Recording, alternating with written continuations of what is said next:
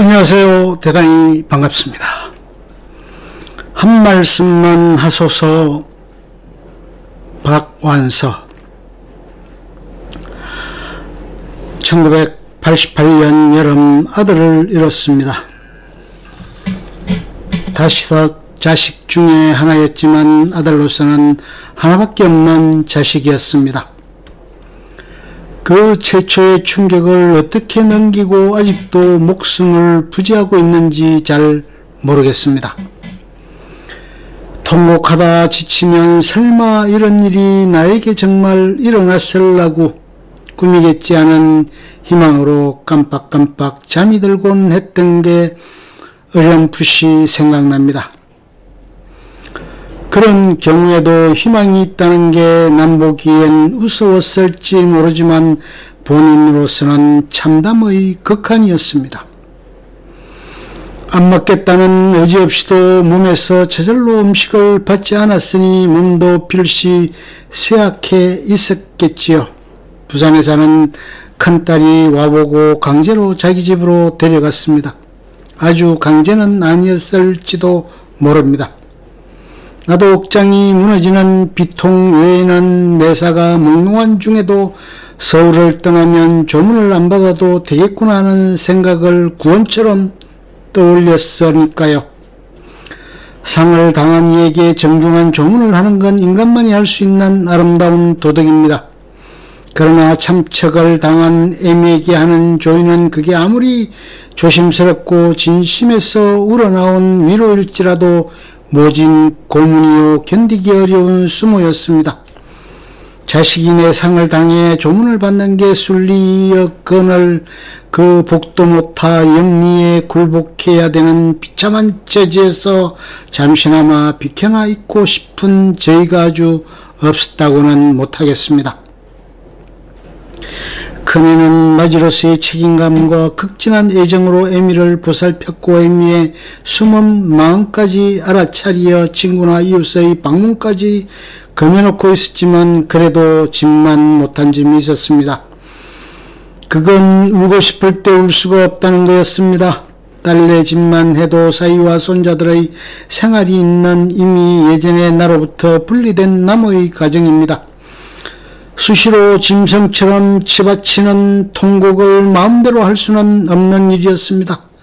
통곡을 고스란히 참기가 너무 힘들어 통곡 대신 미친 듯이 끄적거린 게 이 글입니다.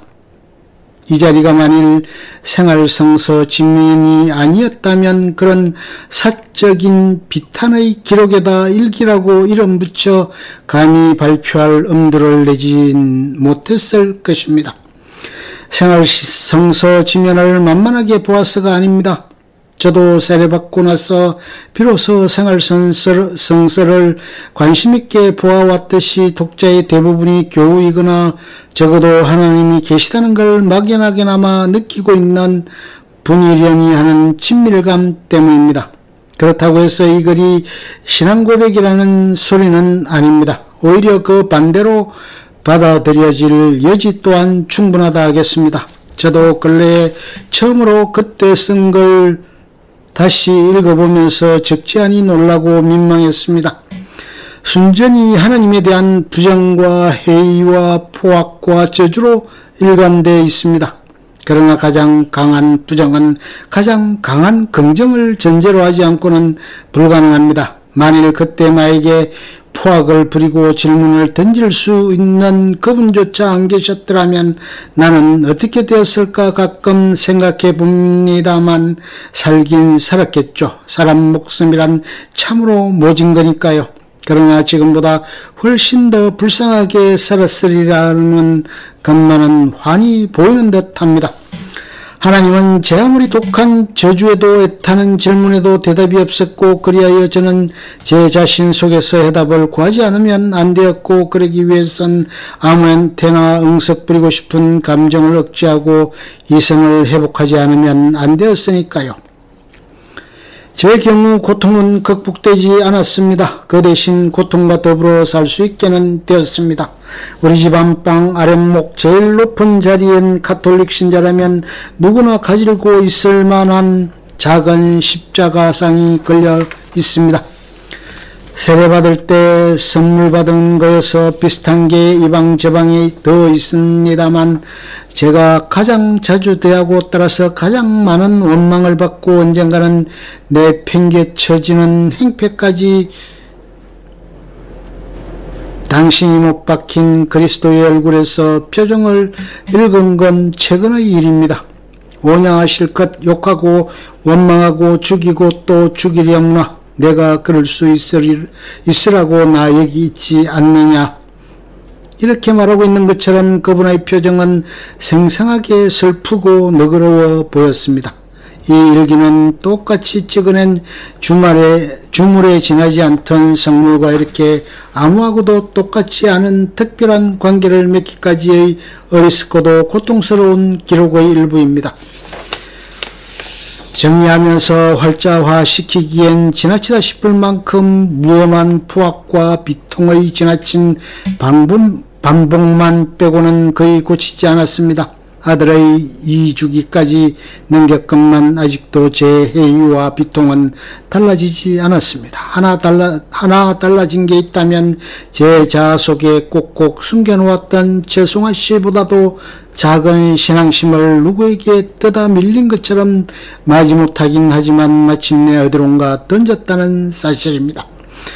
그이가 흙인지 양의 바닥인지조차 아직은 확실하지 않습니다. 싹이 틀 수 있는 좋은 땅 이길 바라는 마음이 이 지민의 연재 요청에 응할 엄두를 내게 했는지도 모르겠습니다.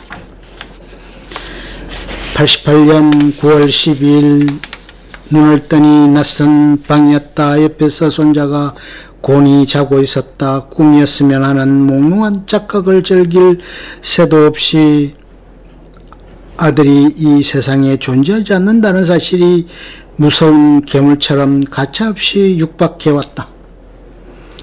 집에서 같으면 설마 꿈이겠지 하고 현실감을 피할 수 있는 시간이 꽤 길었으련만 아쉬운 건 그뿐이 아니었다. 아들이 이 세상에 살아있지 않다는 걸 인정하게 되면 그 다음은 가슴을 쥐어뜯으며 미친 듯이 몸을 솟구치면서 울부짖을 차례였다. 그 일이 나에게 얼마나 중요한 의식인지 아무도 모른다.